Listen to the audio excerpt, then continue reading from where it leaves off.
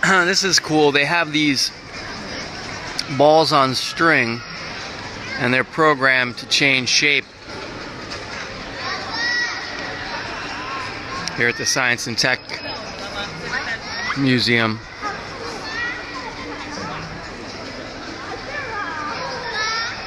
I walked around for about an hour and a half.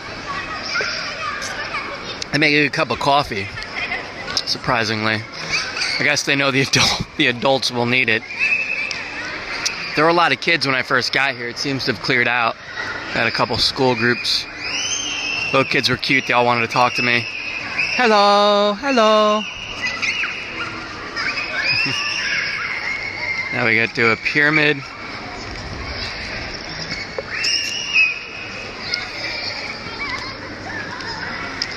Hey, we're on TV. That's me. I'm right there.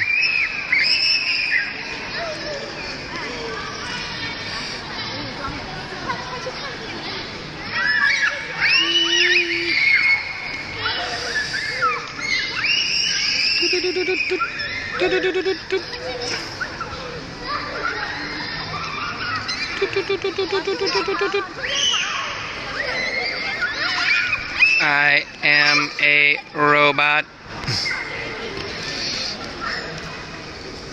I don't know if it's iPhone iOS 8's update or the new third-party app I'm using to record video, which lets me zoom and take photos while recording reduced quality videos, which is nice, finally.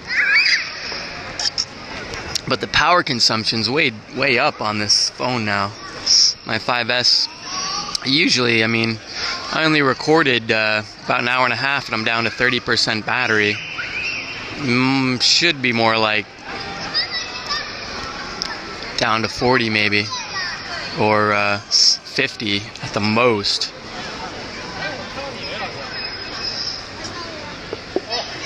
It's power hungry, which is why I have this little baby. That's 6,000 milliamps right there. So I could charge my phone for 2 days over a weekend if I had to. Everybody in China has these. You see them plugged in at the end of the day, charging their phones on the metro.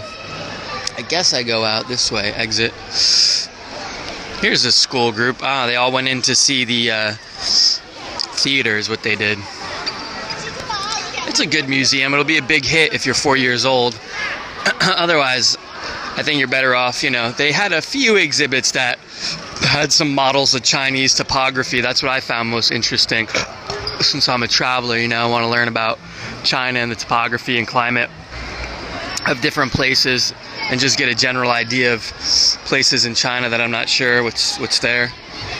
These shows, I don't know if they have translations like they do at the Hong Kong IMAX theater there at the Space Museum, but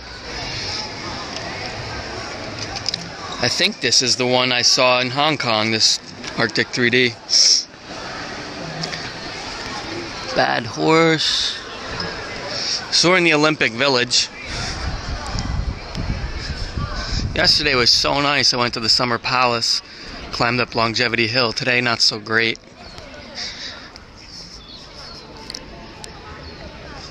So I'm going to hop on the subway and go see the Bird's Nest Stadium and then transfer to line 10 to go see the Great Bell Temple.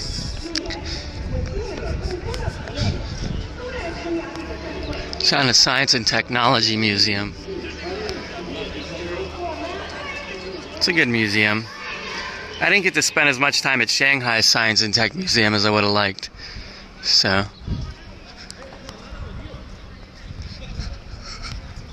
sometimes these big museums in China, I don't know if it's the communist top-down approach, but they have like a huge building and then the exhibits inside it don't really match up and they seem ill-fitted, and it's, I think, from lack of an organic, bottom-up approach to museums usually have in the West, where it's someone's personal vision and the museum moved from one space to another space. By the time you get a big museum like this, it's either been major renovation or a purpose-built building for specific exhibits in mind.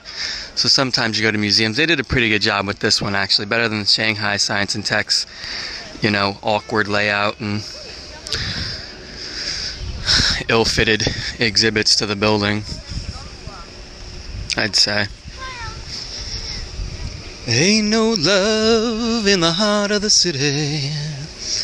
So we're well north of town. I don't know, 7 kilometers at least. It's a straight shot up on line 8 for me this morning. Comes the street sweeper. They got nice willow trees. It's real nice up here to walk around. Beijing's a pretty filthy city. They cleaned it up for the Olympics. They shut down a lot of factories. I bought a new mask. You can get these any 7-Eleven. They're about 3 for 30 yen. So you, I think your best bet is getting a 99 filter. Those are harder to find, that filter out 99%. If you're here for 3 days, fine, breathe in the filthy air, it's not a problem. But I recommend you get one with a valve so they're more comfortable to wear when you're breathing out. This one's about as dirty after less than a week of wear. I got this last weekend and today's only Thursday. And I've been wearing it about half the, the old one I wore about half the time, and in 2 weeks it was about this dirty. This one I've worn most of the time when I'm outside, and it's getting about as dirty as the other one did in a week. It'll probably be more dirty. So this would all, particulate matter, would have gone into my lungs. Most of it would have probably made its way into my lungs. Some will get trapped by your mucous membranes, and that's why the Chinese, I think, are always hacking on the street. They have a bad habit of hacking and spitting, you know, coughing and spitting. And I think it's because they're all suffering from, you know, chronic respiratory illness from all the particulate matter. I noticed it. You don't notice it till about 2 weeks. If you're here for a couple of weeks and you're not wearing a mask, you'll really notice the amount of particulate matter in the air. Pretty gross, actually. They have a little tram that'll spin you around from the subway exit over by South Gate of Forest Park. It's about a 10-minute walk from here. And it'll zip you down to the Bird's Nest Stadium. They're trying hard to promote this area, I think. Kind of like what they did with Pudong in Shanghai. You know, as the modern part of the city, rather than tear down all the hutongs and build the modern city around the city center at Tiananmen Square. They've got this site that they can make a city of the future. And it is nice. It's scalable. You could walk if you had to from one between the 3 subway stops from would that be Olympic Green up to here at the Forest Park. So it's a nice space. Like if I was going to live here with the family, I'd probably want to live in this area. This is the Bird's Nest Stadium. I don't think they know what to do with that. I mean, it cost $450 million to build this thing. And what are you going to do with it afterwards, you know? Now, the aquatic center, the water cube, that's a little bit easier to deal with. They turned that into the National Aquatic Center, and I think Happy Magic Water Park is in there for kids and families. So it's a little easier to transition, you know, a water park. Everybody wants to swim laps and all that kind of stuff, you know. College teams or whatever. Dragon boat races, I don't know what they do. You know, make it into a nice, this is the dragon-shaped water system here. That's the head up there. So,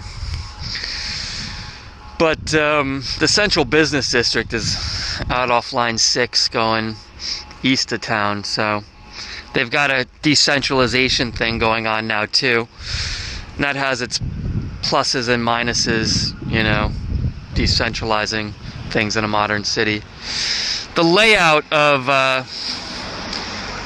East Asian cities, a lot of it goes back to Xi'an and Shanxi province with the palace at the center, which works well if you're the, you know, emperor, but if you're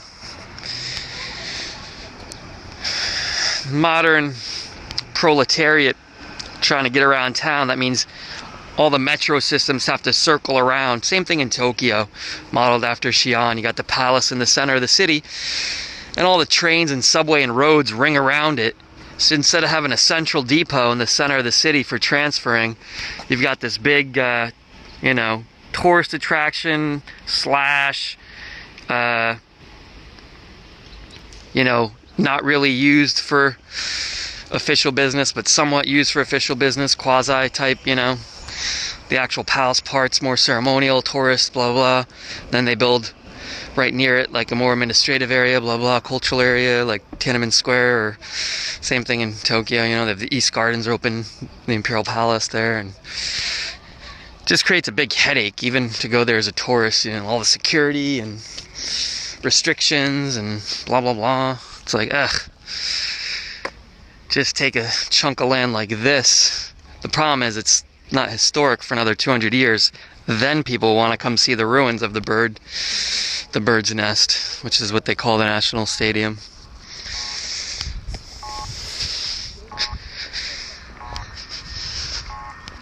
I'm not sure what these sky trees are, super trees. I don't know what they're for. I don't know if you can go up there. They're office buildings or what? Anyway, it's kind of deserted around here. But the main strip up here has got a nice garden that you can walk around. A pedestrianized street with golf carts. Electricity bus, they call it. Electricity bus, or sometimes you see battery car for the elongated golf carts that will zip you around for, 10, 20 yuan to get around. So,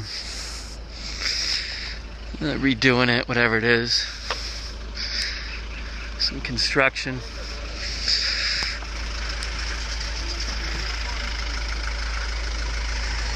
They kind of remind me, they're much bigger than the super trees they had in Singapore at the Botanic Gardens there. Not the Botanic Gardens, but there's a nice garden over by that new space boat building. They had some sky tree stuff like that. But they were much smaller, I think. Na na na na na na na na na. There was a song playing at breakfast this morning. I gotta find out what it is. Na na na na na na na na na na na na na na na. I had it in my head all morning. Well, that coffee did me good. Yesterday I walked about 12 miles around the Summer Palace. I'm a little worn out. I only got about 6 hours of sleep. Do do do do do do do do. It was such a pretty day yesterday. I had no choice.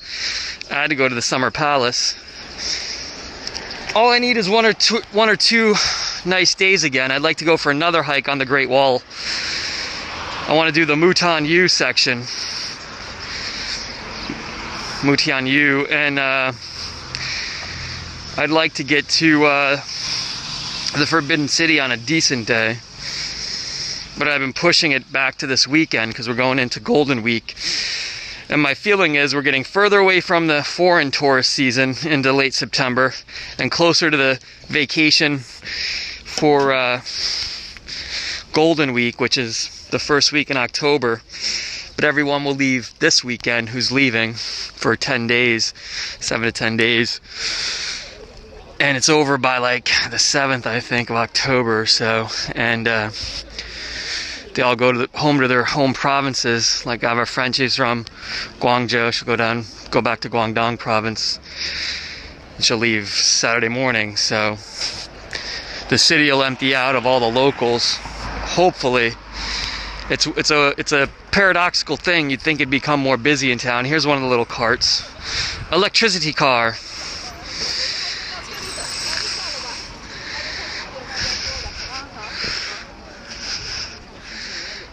There's that pagoda. I don't know if that's open to the public down there. This thing.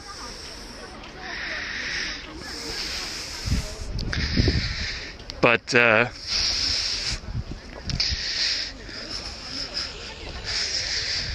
yeah, they all go back home. Like in Shanghai, when I was in Shanghai over the holiday for New Year, the city closes down for Lunar New Year, Chinese New Year, and everybody goes home to their home provinces, and yeah, about a week of the city being empty.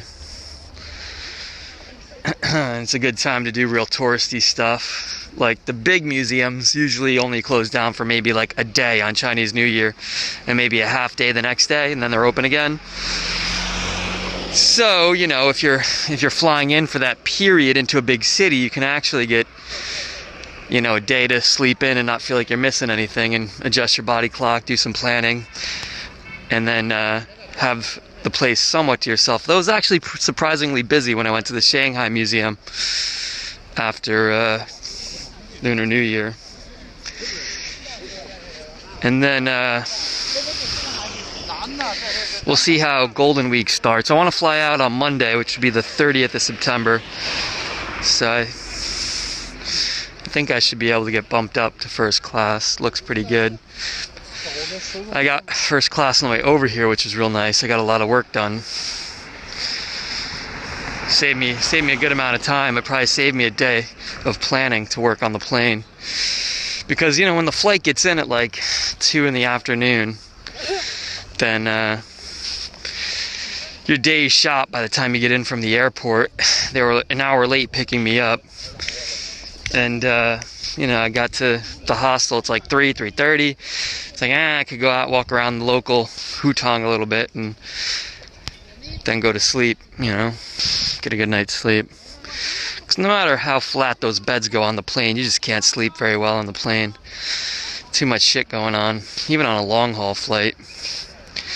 You can get a nap for about 2-3 hours, I think, is the best you can hope for. Plus now with all that personal entertainment stuff on the plane, it's like an opportunity for me to catch up on all the movies, you know. So I was watching movies and doing work the whole plane ride here. Now I'm scheduled to go to Korea on October 1st. I gotta remember to push that back, moving to a new apartment in New York. Plus it's gonna be Golden Week there. I don't remember if I calculated that in or not, what day I'm supposed to arrive in New York. It might have been, or in Seoul, it might have been after Golden Week, but I'm not sure. So I think I have to push it back to like the 3rd to 7th, somewhere in there. And then my November's open anyway, so I can push things back. I think I'll take a cruise out of Florida in November, Fort Lauderdale. I gotta be down there anyway to establish residency. Ooh, that's not gonna work though, because I'll probably need my passport. And I'm gonna have to relinquish my passport so I can go get a new visa for China and also apply for India. But I won't be able to apply for India till I reestablish residency with the Florida driver's license. So, how should I do that? They need it for like 3 days at each place. I think I just walked by the metro stop, didn't I? Which is like over here. No, it's right here. This is where I came out. Little battery carts are right next to the metro stop here. This is exit C from South Park Forest. South Forest. South Gate of Olympic Forest Park, or just Forest Park they call it. South Gate of Forest Park's the name of the subway stop. So they've dispensed with the Olympic Park, huh? I guess they'll always officially call it Beijing Olympic Park. There's some stuff to see in there if you have the time for it. It'd actually be rather nice to walk around on a day like this when it's not so blazing hot. So we're into September, late September, but it still gets pretty hot when the sun's out. I hate how traveling to temperate areas, how hot and cold it can be from one day to the next. It's really annoying, you know. That's why I always wear long pants and sleeves, so I don't mind sweating a little bit. I'll change my undergarments, you know, every day. But I have one outer shirt, two outer shirts that I can rotate, and I do laundry once a week, so they get washed once a week, the outer shirt. But as long as I'm not cold, I won't get sick. And I can just sweat a little bit, not so bad. Change your clothes every day and shower. They got a nice metro system here. Na na na na na na na na na. Ooh, I forgot. Ah, go go go go go go go go. Woo woo. I done it. Na na na. Wanted to get a reading here because I'm playing my little gamey game. Show you what I do here. This is what we do. Let me walk towards the center line anyway. Doesn't really matter. So I'm recording, right? Do I have a bearing line? Start recording the line so I know you're on officially.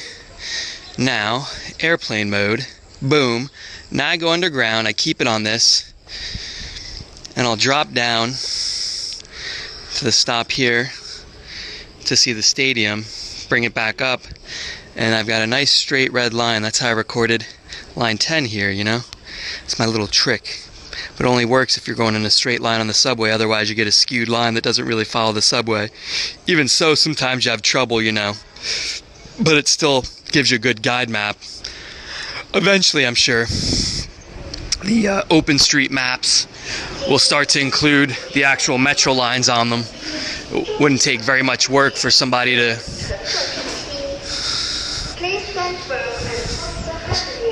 Did I break it? I think I broke it by running up it. Clearly. Eventually someone will... This uses the open street map forum thing where people contribute to a open street thing. Eventually they'll include subway routes, not just the stops, so you can have a usable map for navigation and show the lines. I'm trying to decide what I want to do with all the information that I gathered. So I've seen just about everything there is to see now in Beijing in less than a month. And I even made some further field trips, and I recorded all the tracks. And I've started putting in the date and time things are open in the name and descriptions for these places. All it would take is for me to add some kind of functionality where you could tap the icon for each little museum and get an audio synopsis that I'd give you. And you wouldn't need a guidebook. And you'd have your navigation wrapped up. And you wouldn't have to do what I did on the plane. You wouldn't have to spend 30 hours of work or more trying to say, here's the museum on the map in the book. Now let me drop the pin for it here on the map I have here, you know. And it works off satellite, so as long as you have an unlocked phone that you can turn on, it doesn't matter if you buy a SIM card or not, or if you have a data package or not. You'll still be able to navigate your way for free with my app if I create one. I was thinking maybe I could turn it into a social networking site where other people can contribute, but then, you know, there's going to be all sorts of privacy issues, and I thought, well, you could record the track that you follow when you're doing your daily commute, right?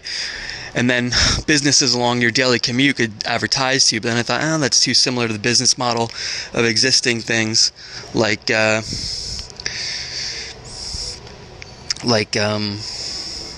that's the charge machine. Here's the subway map, maybe.